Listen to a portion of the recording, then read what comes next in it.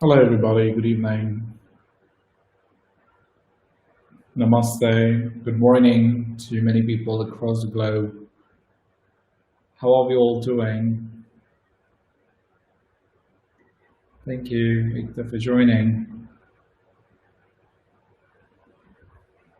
Okay, I'm just checking the chat option that was active. Hi, all. Hi, hello.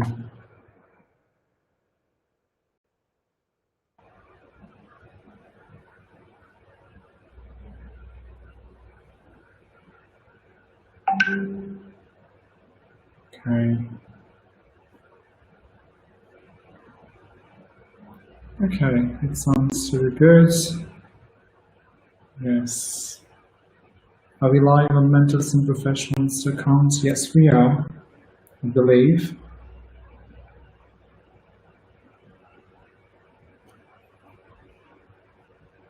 Okay, so let's wait and see how many people are joining in.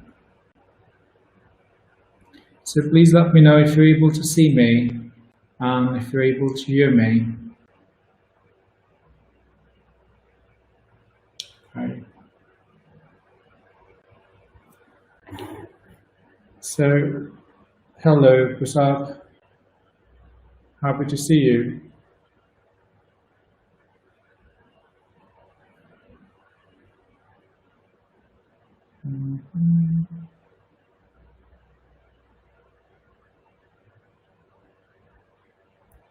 Can you hear?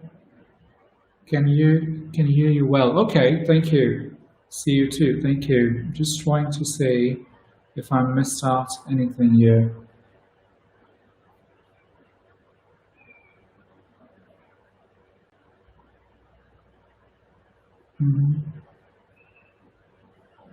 Okay, so welcome, good evening to everybody.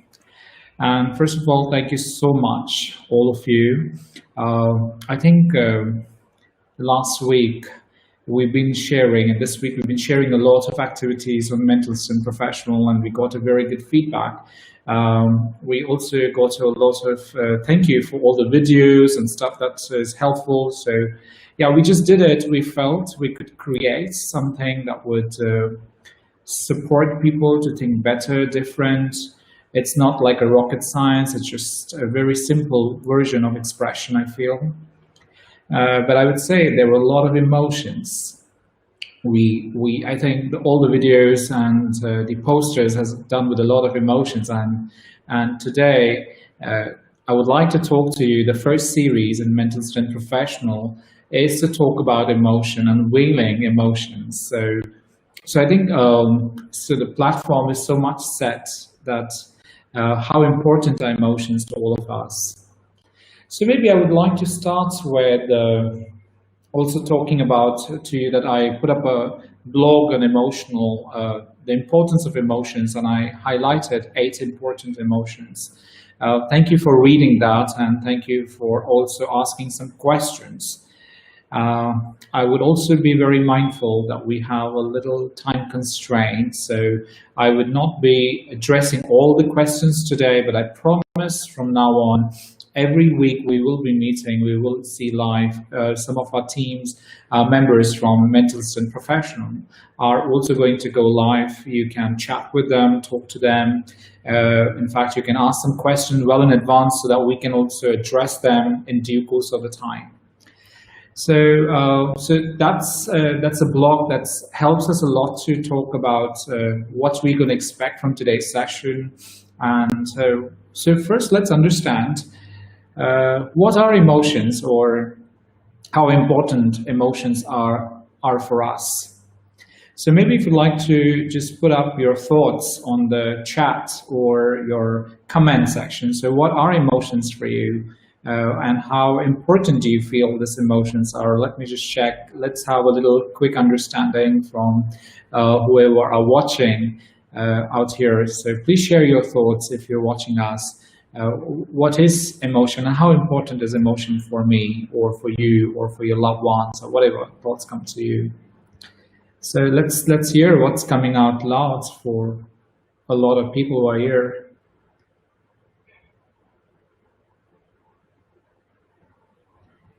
Okay. What else do you think can be can what else do you think about emotions, or how important is it? Hey Jyoti, thank you for joining.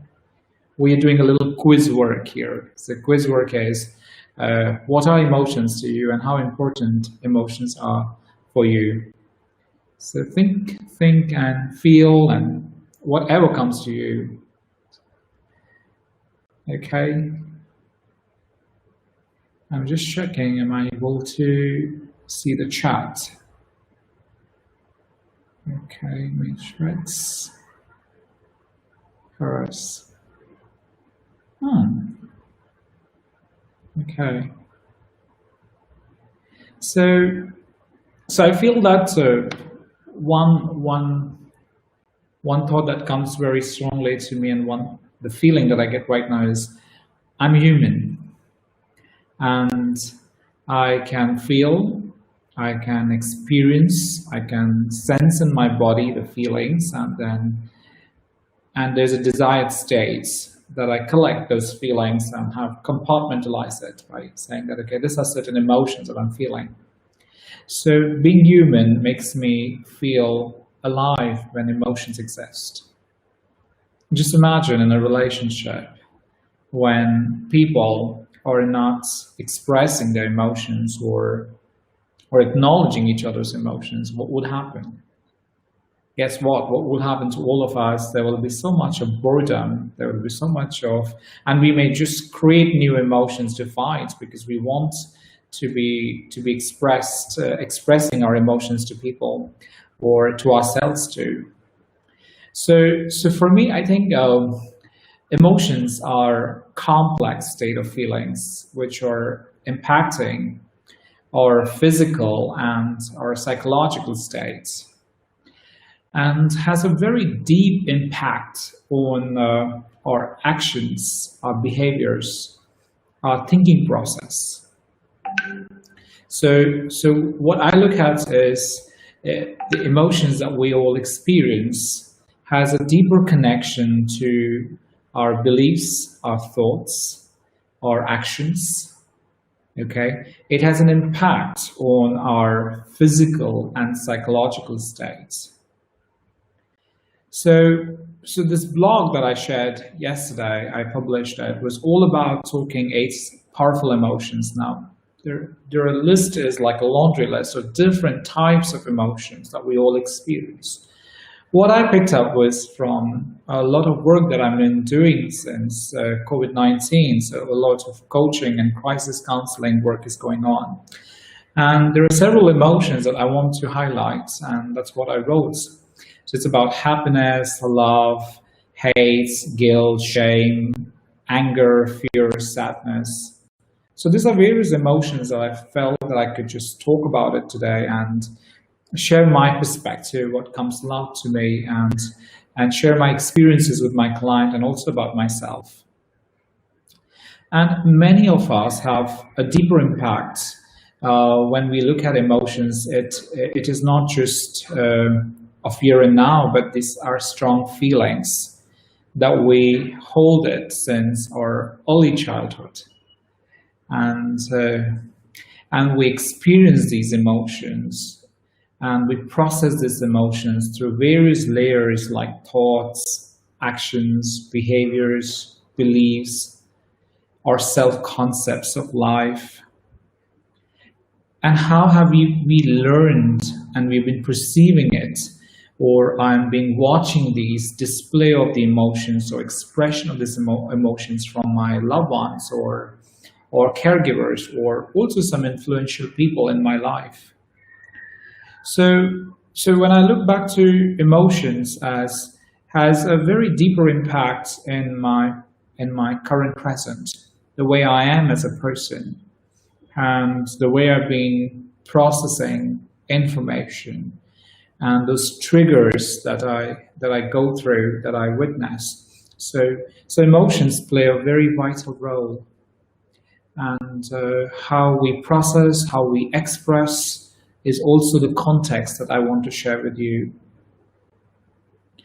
Many of them have asked me throughout that in my coaching, counseling, and even my self concepts. I've been questioning myself. So, are all emotions okay to express?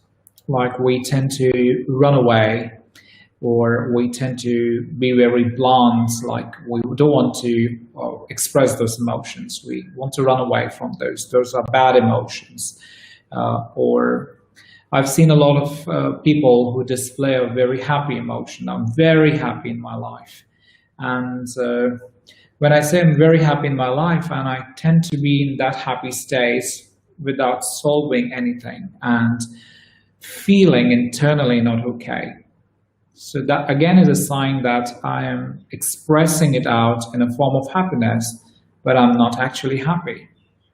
So maybe I'm influenced by my caregivers, or maybe some people that I saw in my life who were holding very important position, or maybe did I have enough permission to feel those emotions and express those emotions which I'm actually feeling internally.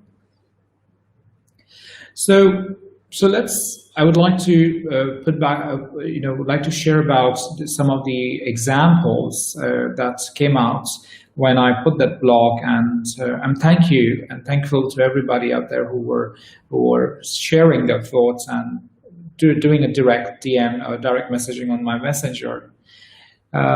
So first, let's look at some of the questions. So one of the questions that I remember is that let me just check the chat. That I have lots of guilt and with respect to choices I make in life. How can I tackle this? Now, if you hear this sentence that I have loads of guilt, that means the emotion that I have is lots.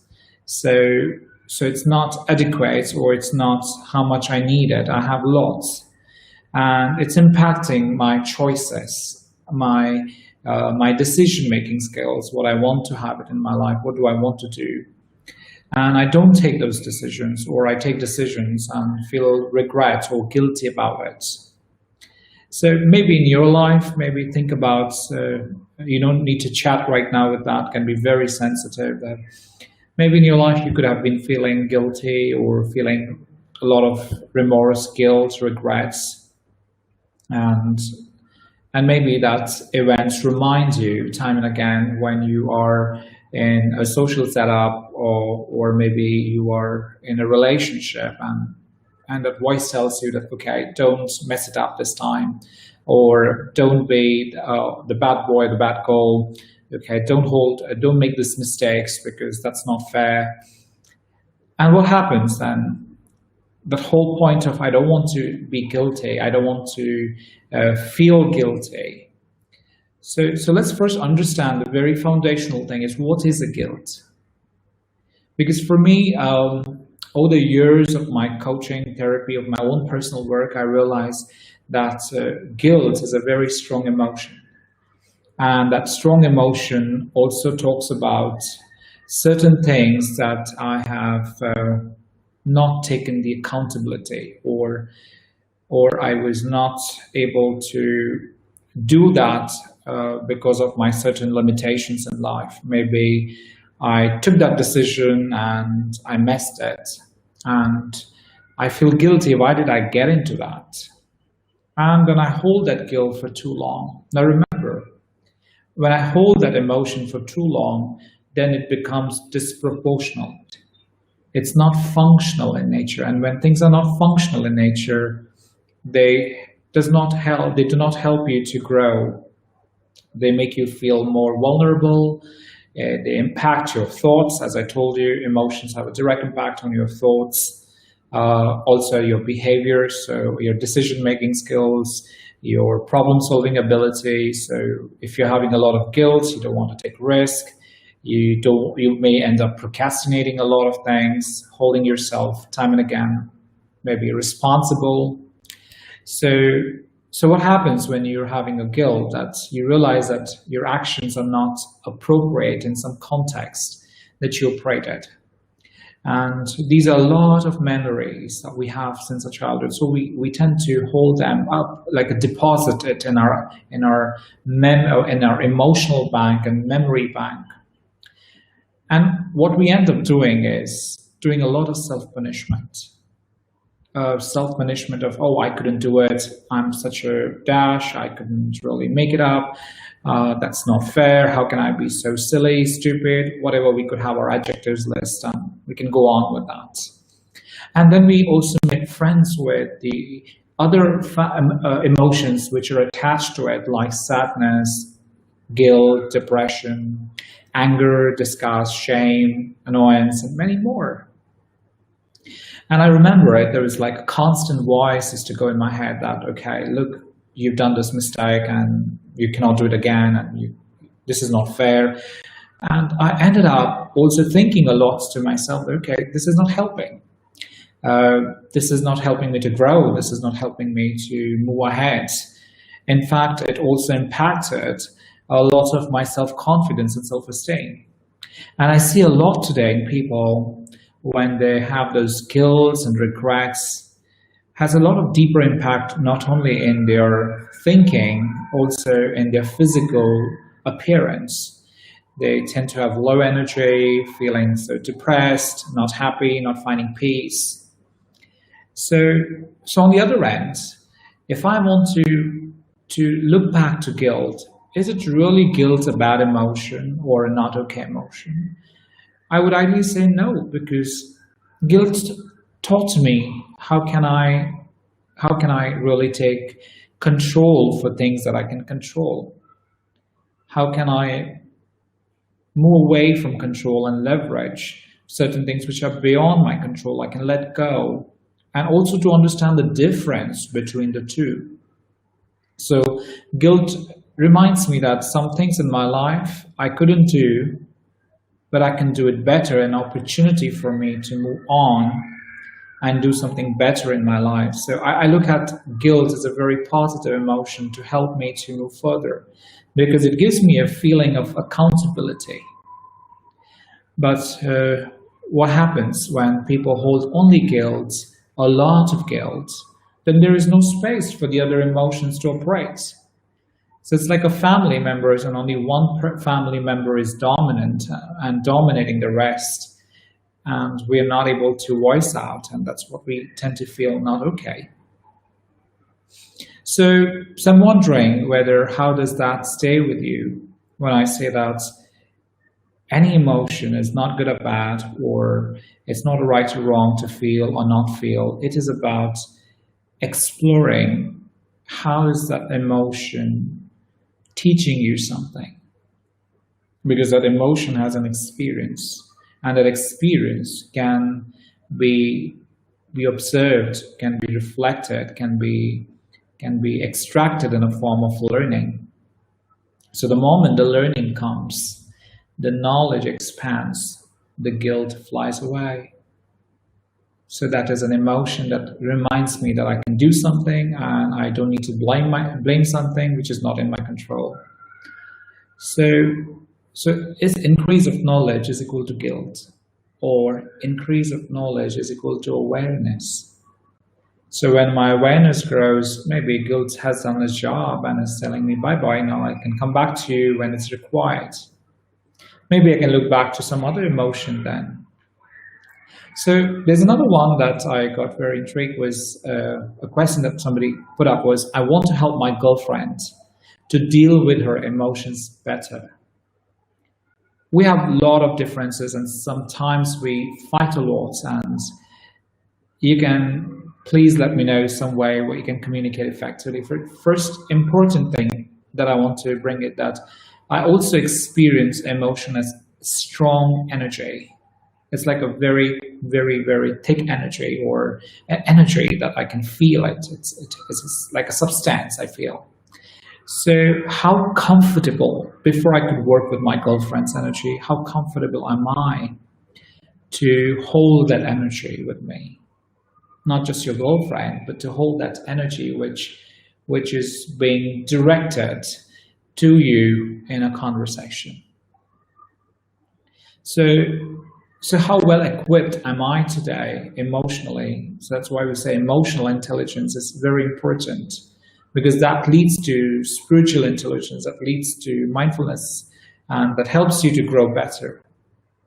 So, so my invitation to that question is, how comfortable are you to sense your girlfriend's emotions, and how it is impacting you? Is it making you feel more dysfunctional? Is it not making you feel comfortable? What does your girlfriend want from that relationship? Is it about an issue with you or an issue with somebody else? There's a lot of context. Maybe the best way I have learned to work with emotion is to have open communication with times. So if I give timing in a relationship, it works wonders. But it all depends upon your relationship and complexity in your relationship. So it's my perception that I'm sharing with you. So now I would like to also bring out to you the understanding about gender and emotions. And I know I'm hitting a little hard topic here about gender, and we all know certain emotions we have culturally divided into some gender, and those have an impact when we want to express our emotions to our loved ones, to in a social setup. So somewhere I feel it's important to address that how comfortable, whether you're a man or woman, to express your emotions. Maybe a quick exercise that you can do if it's a safe environment.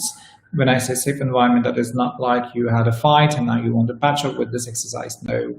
Maybe you both are watching this video and you or any of your loved ones are watching it, and you want to just talk to your loved ones that how comfortable are you to express happiness? How comfortable are you to express love, hate, shame, guilt, anger, fear, sadness? And what is your discomfort? And I think that could be a good start to know each other and understand the relationships. Because we always tend to run from darkness to lightness. So what subject that I want to build here, the premise that I want to build here is you don't need to run. You need to address. You need to address those emotions that you're experiencing within and find a pathway to communicate and connect to somebody. So if your need is not met, find a mental health worker. Find somebody whom you can work closely to express. So first exercise is to just check in, like a checklist with your partner or with your family members if you're a parent with your kids. Or to be maybe if you have very elderly people, maybe I would like to talk to them and check with each other that, okay, how comfortable are you to express these things? And whatever is your discomfort, okay, can we talk more about that in a safe space? And I think that builds up a lot of, that breaks a lot of barriers about genders and emotions and expression of emotions.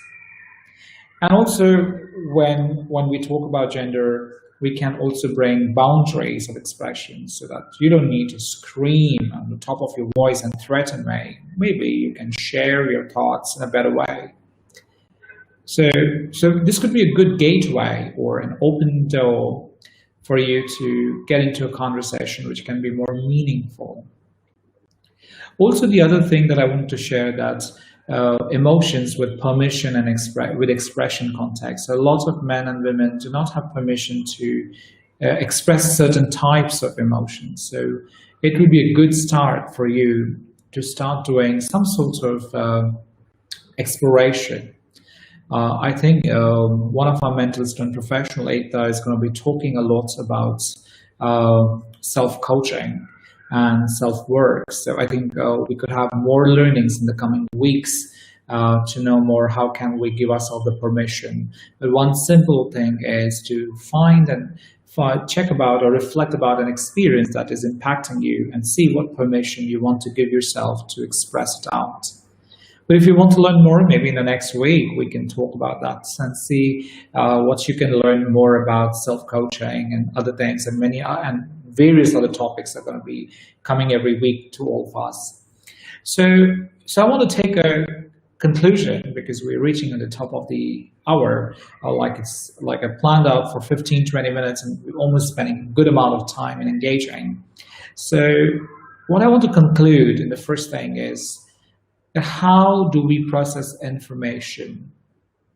Triggers are complex emotional states. So be mindful the way you're taking information within. How are you processing it, and what's triggering internally in your intrapsychic process or in your internal system? Or the second thing to talk about is, our thoughts and behaviors are influenced by emotions. So I cannot just say, I'm an angry man, I cannot do anything about it. No, you can. First, understand, has your anger been addressed? And what is your intention of being angry?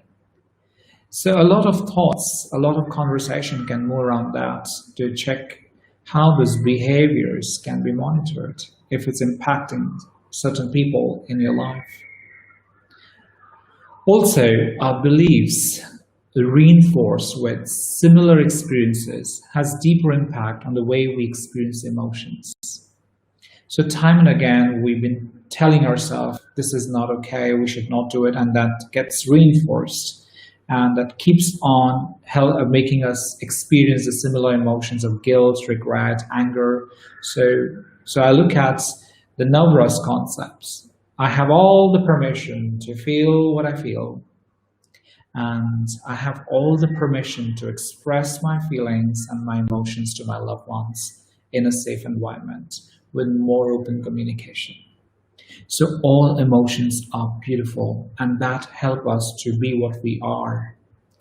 It's not we want to change ourselves, it's about to recognize who we are and see and monitor what we would like to let go, what we would like to hold, what we'd like to do about certain things which are impacting us, what we would like to do, something which is making us feel very good about ourselves. And emotions have lessons to teach us, because there are stories, and that's not story, there are stories stored in the emotions. So it's very important to understand we operate certain emotions from our survival mechanism, like a fight, flight, freeze. And maybe it's important to check what happens to us internally. And a deeper meaning that could help you to address your emotions better is to start reflecting and observing and learning for yourself. So what we have got for you today, if you want to know more information, you can log in to our website, which is www.mentalstrengthprofessional.com. And you can also download the brochure, which we are open to give it to you freely, and you can also give it to your loved ones and share it. If you're in a corporate, you want to connect to certain people, please connect, and it would be great to chat with you all and meet you. You can follow us on Mental Strength Professional, a lot of updates out there. And we have currently come up with a free assessment, a psychometric assessment. I would like you to take that benefit today and be checking your mental bank, checking yourself. So there is a free assessment. Stay tuned. You can log into the website right away or gift it to somebody who needs it. Maybe that gift can make that other person better, because going through a test, a rigorous report, can actually help them to know better about themselves, alerting themselves, and also acknowledging. And I again say to everybody is that please understand that all emotions are beautiful. They're just maybe disproportionately hanging and you're not doing anything about it. So it's not about the emotion issue, it's about the beliefs and the experiences that were not processed enough, because our emotions are like alerting ourselves that we can be better and help us to be more accountable and responsible towards ourselves, towards others, towards relationships, towards the environment, towards the situations. So there's so much about the emotions. So do follow us on Facebook and visit our website for the free assessment today. This assessment is only available till 14th of July, so please make the best use of it. If you have any questions, feel free to write us to info@mentalstrengthprofessional.com or drparis@matrix.in. So stay tuned. I look forward to see you next week and with some more learnings from our mental strength professional. And we have amazing team of mental strength professionals. Would love to introduce you over a week's time. All right, see you then. Bye bye and namaste to everybody. Take care. Cheers.